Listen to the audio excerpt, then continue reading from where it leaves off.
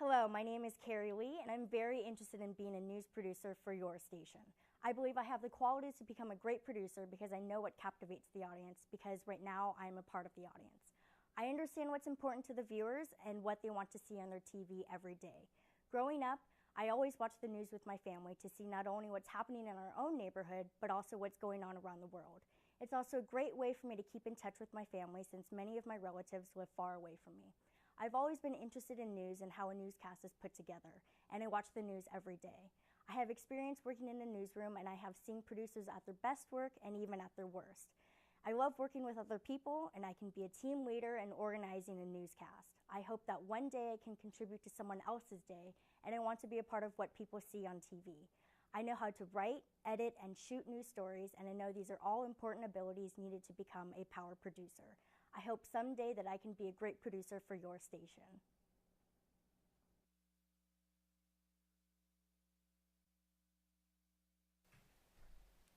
Looking for delectable, delightful, and delicious desserts to satisfy your cravings? How about a cake for your special occasion? Well, look no further. Artistic Bites is the go-to place to please your sweet tooth. Artistic Bites has been featured in The Knot, a wedding magazine for wedding cakes that they've created. They source local ingredients and only use the highest quality chocolates, fruits, and flavoring. Everything they create is made to order from scratch. Nothing is ever frozen or made from a box. Go to artisticbites.com to check out the rest of their creations and place an order with them.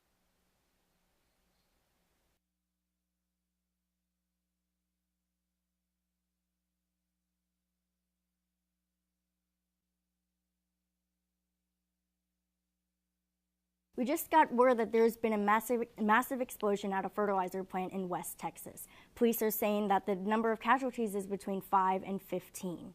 The city's emergency management said that that number can increase to up to 70. The explosion shook homes as far as 50 miles away, and 50 to 60 homes have already been damaged. The explosion also measured as a 2.1 magnitude seismic event. More than 160 have been injured so far, and there are 3 to 4 firefighters that have been unaccounted for. We will keep you up to date with the latest information about this story.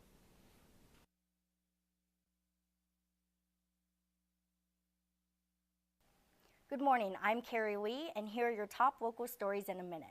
There's a new innovative way to get around San Francisco. Ride-sharing businesses have become common in the city, but they're not welcome at SFO. Their fares are lower than taxi rides, but the airport wants ride-sharing to hit the road until they have proper permits. Once they get permits from the PUC, SFO's permitting process can begin, which is expected to take several months. Fleet Week might not be as popular this year. Federal budget cuts have forced the Navy to cancel all remaining performances by the Blue Angels. They will not fly during San Francisco's Fleet Week festivities. The city puts the economic benefit of the week at around $65 million, and without the Blue Angels, crowds will be smaller. April 9th was National Equal Pay Day, a day President Obama wanted to highlight as a wage gap between working women and men. The Census Bureau states that women are still paid only 77 cents for every dollar a man is paid.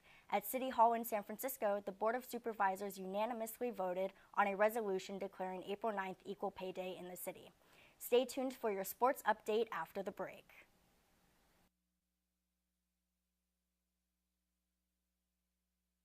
Good morning, I'm Carrie Lee, and joining me in the studio is Bobby Hartsock, a senior majoring in civil engineering with a focus in structural design. Bobby has achieved so much as a student at San Francisco State University, and he will be graduating in a few short weeks. Bobby, thank you so much for taking time out of your schedule to meet with me today. No problem. And first of all, congratulations on making it to your senior year and to graduation. It's a pretty big milestone, right? It is, definitely. And so how did you first get into civil engineering? Initially, I was a welder, and while in the welding department, in the welding career, I was asking nothing but why questions. Why are we doing this? Why are we doing this? Who's telling us what to do? And I was instructed to look into engineering, so I did, and 5 years later, here I am.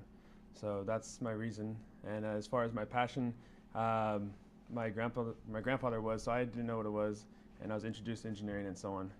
And so was he one of your inspirations to become a civil engineer, or to I guess, major in that? Definitely. He set a solid foundation as far as for our family, and the time that he spent working on his field and his career really allowed opportunities for his children, my mother and aunts and uncles to really push forward on their careers to set something up for us, myself. So it's definitely inspiration because he's someone I've looked up to for years as well. And more recently, I know we spoke earlier, but your senior project for a seismic design competition actually placed 16th out of 35 overall schools, including some international schools. Now, what was the goal of the project, or what did you have to do? Seeing how this was our third time competing, our main goal was to stay standing. But at the overall, we wanted to place highest. If you're going to compete, you always want to go for first. But as far as what it took a lot of work.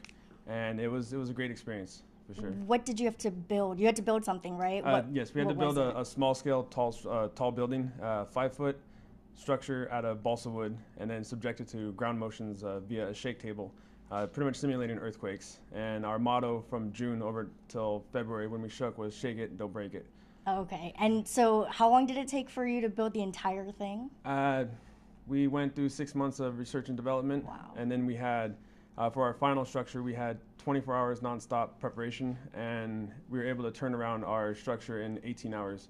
So 6 months came all the way down to 18 hours. Wow, that's crazy. Yeah. Well, congratulations, I know, for making it so high, and especially for your senior project. It's such a huge accomplishment for you. So, and also, I guess, have you competed in any other competitions? Or, I know you said this was your third, but how did you guys do before this one?